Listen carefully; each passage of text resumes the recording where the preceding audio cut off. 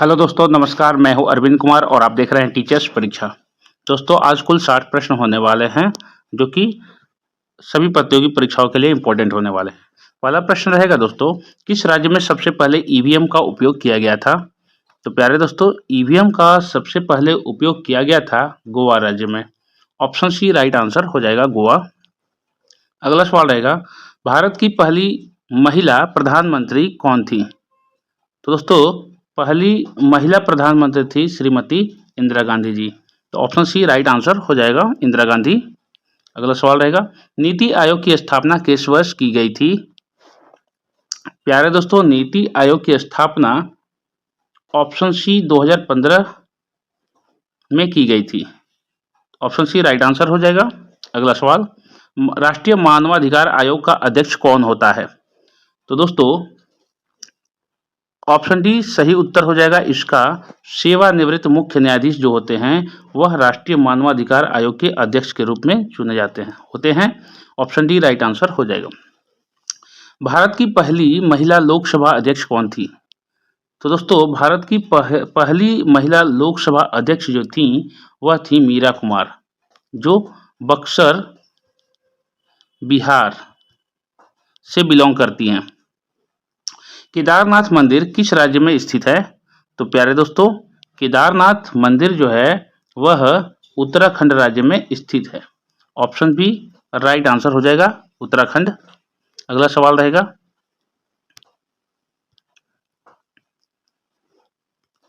Seychelles द्वीप कहाँ स्थित है? तो प्यारे दोस्तों, सेशेल्स द्वीप जो है वह हिंद महासागर में स्थित है। तो ऑप्शन सी हिंद महासागर बिल्कुल राइट आंसर हो जाएगा। अगला सवाल रहेगा, निम्नलिखित में से किस द्वीप को अग्निद्वीप के नाम से जाना जाता है? यानी कि अग्निद्वीप किस द्वीप को कहा जाता है दोस्तों? तो आइसलैंड को अग्निद्वीप कहा जाता है दोस्तों। ऑप्शन सी राइट आंसर हो जाएगा। किस द्वीप को प्रशांत महासागर का चौराहा कहा जाता है? तो प्यारे दोस्तों, प्रशांत महासागर का चौराहा कहा जाता है हवाई द्वीप को। ऑप्शन डी राइट आंसर हो जाएगा। निम्नलिखित में से किस द्वीप का प्राचीन नाम सैंडविच द्वीप है? तो प्यारे दोस्तों, सैंडविच द्वीप जो है उसका प्राचीन नाम जो है, किस द्वीप का प्राचीन नाम सैंडविच द्वीप प्राचीन नाम है, वह द्वीप हो जाएगा हवाई द्वीप। हवाई द्वीप का प्राचीन नाम सैंडविच द्वीप था। ऑप्शन सी राइट आंसर हो जाएगा। कैंसर संबंधी रोगों का अध्ययन कहलाता है? तो प्यारे दोस्तों, कैंसर संबंधी जो रोगों का अध्ययन होता है उसको कहा जाता है oncology. Oncology, option C right answer हो जाएगा। अगला सवाल रहेगा दोस्तों, भारत के किस राज्य को पूर्व का स्कॉटलैंड कहा जाता है? तो प्यारे दोस्तों, पूर्व का स्कॉटलैंड कहा जाता है मेघालय राज्य को। ऑप्शन सी राइट आंसर हो जाएगा। अगला सवाल रहेगा, किस वायसराय के काल में भारतीय राष्ट्रीय कांग्रेस की स्थापना हुई थी? तो प्यारे दोस्तों, जब भारतीय राष्ट्रीय कांग्रेस की स्थापना हुई थी उस समय वायसराय जो थे वे थे Lord Dufferin. Option A Lord Dufferin बिल्कुल राइट आंसर हो जाएगा। मनुष्य के वातावरण को सुधारने से नस्ल सुधारना कहलाता है। क्या कहलाता है दोस्तों? तो नस्ल सुधारना कहा जाता है यूथेनिक्स को। Option B euthenics right answer हो जाएगा। गुरुत्वाकर्षण बल की खोज किसने की थी? प्यारे दोस्तों, गुरुत्वाकर्षण बल की खोज न्यूटन ने की थी। तो ऑप्शन सी न्यूटन इस प्रश्न का सही जवाब हो जाएगा। अगला सवाल रहेगा, राज्यसभा के सदस्यों का कार्यकाल कितने वर्षों का होता है? प्यारे दोस्तों, यहाँ राज्यसभा के सदस्यों का कार्यकाल पूछ रहा है तो हो जाता है 6 वर्ष। ऑप्शन सी राइट आंसर हो जाएगा। भारत का पहला आईआईटी कहाँ स्थापित हुआ था? तो प्यारे दोस्तों, भारत का जो पहला आईआईटी स्थापित हुआ था आईआईटी खड़गपुर में। ऑप्शन सी खड़गपुर बिल्कुल राइट आंसर हो जाएगा। सेतुबंध का रचनाकार प्रवर सेन सेकेंड किस वंश का शासक था? तो दोस्तों, प्रवर सेन सेकेंड जो था वह किस वंश का शासक था हमें बताना है। तो इस प्रश्न का उत्तर हो जाएगा वाकाटक वंश का शासक था, वाकाटक वंश। ऑप्शन सी राइट आंसर हो जाएगा। किस गुप्तकालीन शासक को कविराज कहा गया? तो प्यारे दोस्तों, यहाँ गुप्तकालीन शासक को उपनाम जो कविराज है कहा गया है। किसको कहा गया है? तो समुद्रगुप्त को कहा गया है। ऑप्शन सी समुद्रगुप्त बिल्कुल सही जवाब हो जाएगा। अगला सवाल, स्कंदगुप्त को किस स्तंभ लेख से शक्रोपम कहा गया? तो दोस्तों यहाँ स्तंभ लेख में पूछा जा रहा है किस स्तंभ लेख में। तो दोस्तों स्कंदगुप्त को कहा गया है कौहम स्तंभ लेख में शक्रोपम। कौहम स्तंभ लेख ऑप्शन ए बिल्कुल राइट आंसर हो जाएगा। शेर का पर्यायवाची शब्द है, प्यारे दोस्तों शेर का पर्यायवाची शब्द हो जाएगा केसरी। अगला सवाल रहेगा, धाता का पर्यायवाची शब्द है। दोस्तों कमेंट बॉक्स में आपको बताना है कि धाता का पर्यायवाची शब्द क्या होता है। विष्णु, धाय, पक्ष और हार, इनमें से एक ऑप्शन ABCD आप कमेंट बॉक्स में लिखिएगा। प्रश्न संख्या है 22 और डॉट ABC या कोई एक लिखिएगा, ठीक है। ये आपके टेस्ट का प्रश्न रहेगा। वीडियो के एंड में भी इस वीडियो का टेस्ट रहेगा, लेकिन आप इसमें से कोशिश करिएगा। अगला सवाल रहेगा, ब्लू रिवॉल्यूशन किससे संबंधित है? प्यारे दोस्तों ब्लू रिवॉल्यूशन मछली पालन के उत्पादन में बढ़ावा के लिए यह रिवॉल्यूशन हुआ था। तो ऑप्शन बी मछली पालन बिल्कुल सही जवाब हो जाएगा।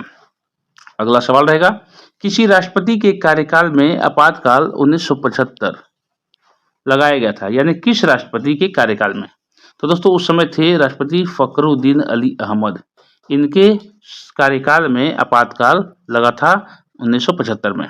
ऑप्शन सी फखरुद्दीन अली अहमद बिल्कुल राइट आंसर हो जाएगा। अगला सवाल रहेगा, किस भारतीय राज्य की सीमा सबसे अधिक देशों से मिलती है?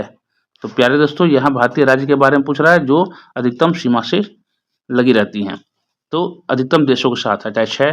तो यहाँ पर सही उत्तर हो जाएगा Arunachal Pradesh. Option B right answer हो जाएगा। अगला सवाल, योजना आयोग को किसके द्वारा प्रतिस्थापित किया गया? किसके द्वारा प्रतिस्थापित किया गया है ये पूछ रहा है। सही उत्तर हो जाएगा नीति आयोग के द्वारा। ऑप्शन बी राइट आंसर हो जाएगा। भारत में पहली बार किसने सत्यमेव जयते को राष्ट्रीय आदर्श वाक्य के रूप में चुना? सबसे पहले किसने सेलेक्ट किया था ये हमें बताना है। तो दोस्तों इस प्रश्न का सही जवाब हो जाएगा डॉक्टर राजेंद्र प्रसाद। दोस्तों डॉक्टर राजेंद्र प्रसाद ने भारत में पहली बार सत्यमेव जयते को राष्ट्रीय आदर्श वाक्य के रूप में चुना था। Option C doctor Rajendra Prasad बिल्कुल सही जवाब हो जाएगा। अगला सवाल, किस योजना को गरीबी हटाओ के नारे से जोड़ा गया था? तो दोस्तों 20 सूत्रीय कार्यक्रम जो था उसमें गरीबी हटाओ के नारे को जोड़ा गया था। ऑप्शन डी राइट आंसर हो जाएगा। जट जाटिन यहाँ पर है मिसिंग है थोड़ा दोस्तों, कि यहाँ पर है जट जाटिन कहाँ का प्रमुख लोक नृत्य है। तो जट जाटिन यहाँ मात्रा नहीं रहेगा और यहाँ मात्रा रहेगा। जट जाटिन कहाँ का प्रमुख लोक नृत्य है? तो प्यारे दोस्तों यह बिहार का प्रमुख लोक नृत्य है। ऑप्शन ए बिहार बिल्कुल राइट आंसर हो जाएगा। नौटंकी कहाँ का प्रमुख लोक नृत्य है? तो प्यारे दोस्तों नौटंकी जो है वह लोक नृत्य हो जाएगा उत्तर प्रदेश का। ऑप्शन सी राइट आंसर हो जाएगा।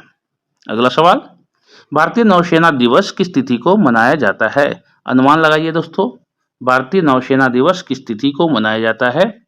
तो प्यारे दोस्तों यह 4 दिसंबर को मनाया जाता है। ऑप्शन सी यहाँ पर राइट आंसर हो जाएगा।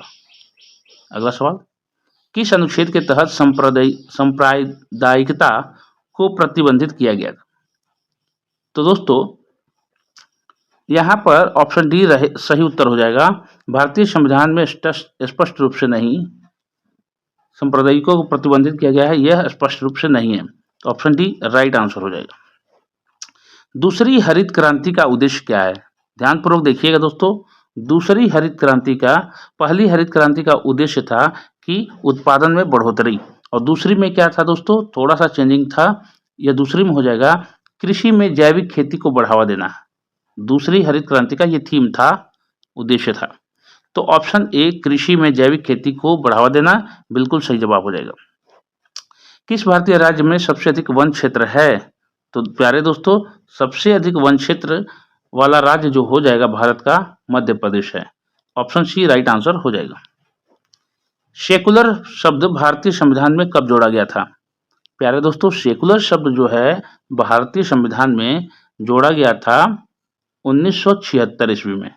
ऑप्शन बी 1976 बिल्कुल सही जवाब हो जाएगा। अगला सवाल, किस भारतीय को भारत का रॉकेट मैन के नाम से जाना जाता है? तो प्यारे दोस्तों, मिसाइल मैन कहा जाता है डॉक्टर एपीजे अब्दुल कलाम को। ऑप्शन बी राइट आंसर हो जाएगा। भारतीय संसद का अस्थायी सदन कौन सा है?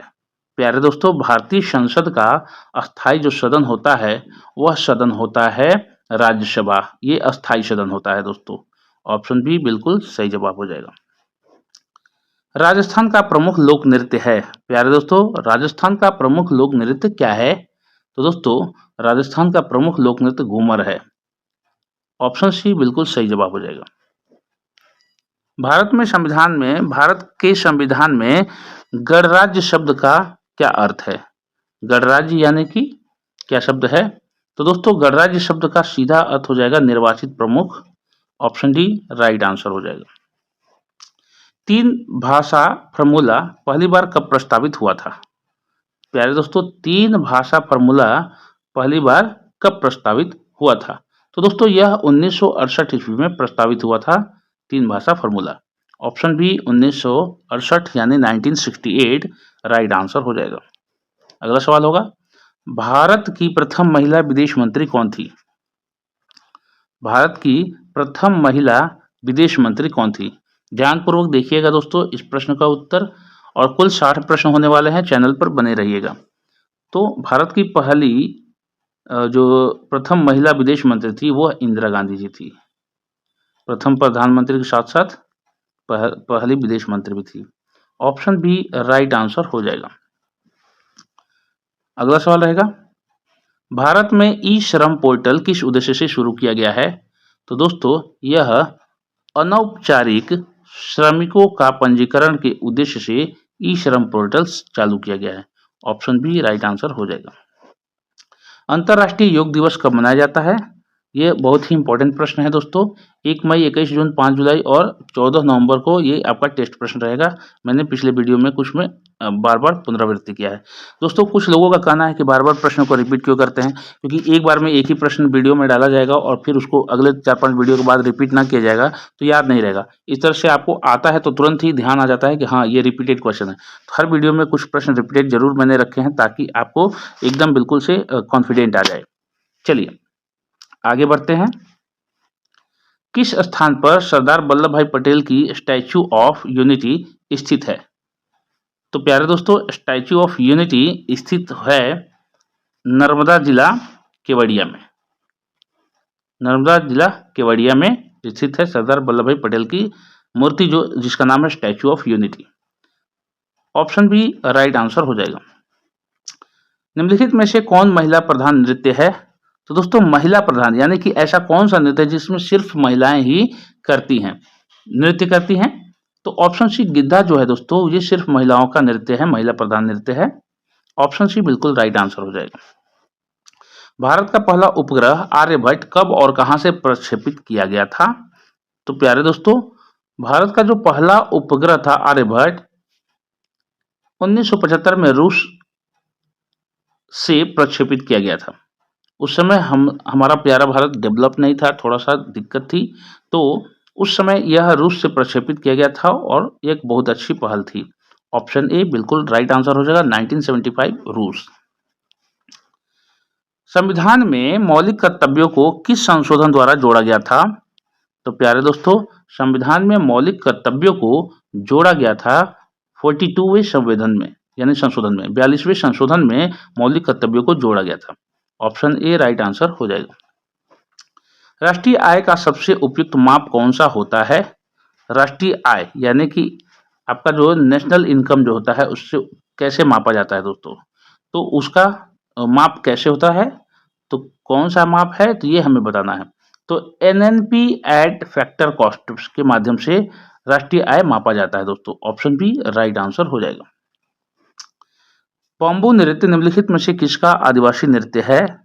तो प्यारे दोस्तों, बॉम्बो नृत्य यानी बांस के माध्यम से नृत्य करना, तो ये है कुकी एवं नागाओं का नृत्य, आदिवासी नृत्य है कुकी एवं नागाओं का। ऑप्शन ए राइट आंसर हो जाएगा। अगला सवाल रहेगा, तीजन बाई किस लोक नृत्य गायक से संबंधित है? तो प्यारे दोस्तों, तीजन बाई जो हैं वह पंडवानी लोक नृत्य गायन से संबंधित है? Pandavani. Option A right answer हो जाएगा। अगला सवाल है, संविधान सभा की पहली बैठक कब हुई थी? तो प्यारे दोस्तों, संविधान सभा की पहली बैठक हुई थी 9 दिसंबर 1946, 9 दिसंबर 1946। ऑप्शन ए राइट आंसर होगा। भारत में प्रथम बौद्ध संघ फर्स्ट बुद्धिस्ट काउंसिल कहाँ हुआ था? तो प्यारे दोस्तों, पहली बार बौद्ध संघ यानी बौद्ध संगति तो कहाँ हुआ था भारत में? तो भारत में यह हुआ था दोस्तों राजगीर में। ऑप्शन ए राजगीर, बिहार, बिल्कुल राइट आंसर हो जाएगा। भारत में पहली बार महिला मताधिकार किस अधिवेशन के अंतर्गत मिला था? महिला मताधिकार यानी महिलाओं को भी मत करने का अधिकार किस अधिनियम के अंतर्गत मिला था? प्रश्न है। तो 1919 का अधिनियम जो बना था उसमें महिलाओं को मतदान करने की छूट दी गई थी, यह अधिकार मिल गया था। ऑप्शन बी 1919 का अधिनियम बिल्कुल राइट आंसर हो जाएगा। किस भारतीय शहर को ईस्ट का वेनिस कहा जाता है? तो प्यारे दोस्तों, किस भारतीय शहर को ईस्ट का वेनिस, याद रखिएगा तुलना किया गया है, ईस्ट का वेनिस कहा जाता है, तो यह कहा जाता है हैदराबाद को। ऑप्शन ए राइट आंसर हो जाएगा। किस अनुच्छेद के अंतर्गत राष्ट्रीय आपातकाल की घोषणा होती है? तो प्यारे दोस्तों, राष्ट्रीय आपातकाल की घोषणा जो होती है 352 आर्टिकल 352 के तहत होती है। ऑप्शन ए राइट आंसर हो जाएगा। ईमेल का जन्मदाता किसे माना जाता है? प्यारे दोस्तों, बहुत ही इंपॉर्टेंट सवाल है, ऐसे ही प्रश्न कभी कभी आ जाते हैं कि ईमेल के जन्मदाता कौन है दोस्तों? तो ईमेल के जो जन्मदाता हैं दोस्तों वे हैं रे टॉमलिंसन। रे टॉमलिंसन ईमेल के जन्मदाता है। ऑप्शन डी राइट आंसर हो जाएगा। इलेक्ट्रॉनिक मेल जो होता है ईमेल, उसके जन्मदाता है रे Tomlinson. Option D right answer हो जाएगा दोस्तों। अगले सवाल की तरफ बढ़ते हैं। किस भारतीय महिला को पहली बार संयुक्त राष्ट्र महासभा की अध्यक्षता मिली थी? तो प्यारे दोस्तों, संयुक्त राष्ट्र महासभा की अध्यक्षता बहुत बड़ी बात होती है। संयुक्त राष्ट्र महासभा की अध्यक्षता करना एक बहुत बड़ी उपलब्धि होती है। तो किस महिला को यह मौका मिला था दोस्तों, भारतीय महिला को? तो इसका सही उत्तर हो जाएगा विजया लक्ष्मी पंडित को। ऑप्शन बी विजया लक्ष्मी पंडित जी जो हैं वो भारतीय महिला हैं जो कि पहली बार संयुक्त राष्ट्र महासभा की अध्यक्षता की थी। ऑप्शन बी राइट आंसर हो जाएगा। किस गवर्नर जनरल के काल में अंग्रेजों ने पहली बार रेलवे की शुरुआत की थी? यानी गवर्नर जनरल का नाम पूछा जा रहा है पहली बार कि किस गवर्नर जनरल में पहली बार रेलवे की शुरुआत हुई थी दोस्तों? तो दोस्तों, लॉर्ड डलहौजी जो थे ये गवर्नर थे उस समय जब रेल चली थी भारत में। ऑप्शन ए लॉर्ड डलहौजी बिल्कुल सही जवाब हो जाएगा। बल्ब का फिलामेंट बना होता है किससे? तो प्यारे दोस्तों, आपको ऑप्शन है सोना, चांदी, टंगस्टन, तांबा। तो दोस्तों, बल्ब का जो फिलामेंट बना होता है टंगस्टन से बना होता है। अब ये टंगस्टन क्यों बना होता है दोस्तों? क्योंकि इसका जो टंगस्टन का इन सभी से टंगस्टन का गलनांक जो होता है, गलनांक बहुत अधिक होता है, इसीलिए टंगस्टन से फिलामेंट बना होता है। आपको ध्यान होगा कि बल्ब का आकृति ऐसे होता है तो इसमें ऐसे होते हैं, यही फिलामेंट होता है दोस्तों। यहाँ पर जो पहले के पीले वाले बल्ब आप देखे होंगे तो ये बल्ब का फिलामेंट कहलाता है। तो ऑप्शन सी राइट आंसर हो जाएगा टंगस्टन। अंतिम प्रश्न रहेगा, महाराणा प्रताप के हाथी का क्या नाम था? प्यारे दोस्तों, बहुत ही इंपॉर्टेंट क्वेश्चन है और 60 प्रश्न हमारे कंप्लीट होते हैं। अंतिम टेस्ट प्रश्न रहेगा। तो प्यारे दोस्तों, महाराणा प्रताप के हाथी का जो नाम था वह था राम प्रसाद। उन्होंने हाथी का नाम राम प्रसाद रखा था। बहुत ही जंग उन्होंने इस हाथी के माध्यम से जीती थी दोस्तों, और बहुत ही प्यारा हाथी उनका था, पसंदीदा हाथी। तो ऑप्शन सी राइट आंसर हो जाएगा राम प्रसाद। अब टेस्ट प्रश्न की बारी है दोस्तों। यहाँ देखिए, महाराणा प्रताप के घोड़े का क्या नाम था? बहुत ही आसान सवाल है। बादल, सारंगी, चेतन, कल्लू। तो दोस्तों, आपको कमेंट बॉक्स में इसका उत्तर देना है और आपको बिल्कुल ही नाम लिख देना है। ऑप्शन सी, बी जो भी लिखना है ऑप्शन में आपको कमेंट बॉक्स में रखना है, ताकि हमें लगे कि हाँ आप हमसे कनेक्ट हो रहे हैं, और ऐसे ही हमें भी मोटिवेशन मिलता है। नए नए प्रश्न लेकर के हम आपके सामने हाजिर होते रहेंगे। चलिए मिलते हैं अगले वीडियो में, और जाते जाते आप सब्सक्राइब करके बेल आइकन जरूर दबा लीजिएगा, ताकि नोटिफिकेशन आप तक पहुंचे और वीडियो का आप लाभ उठा सकते हैं। आप अपने दोस्तों को अधिक से अधिक इस वीडियो को शेयर करते रहिए। आपका अपना चैनल टीचर परीक्षा धन्यवाद करता है। मिलते हैं अगले वीडियो में, तब तक के लिए जय हिंद, वंदे मातरम।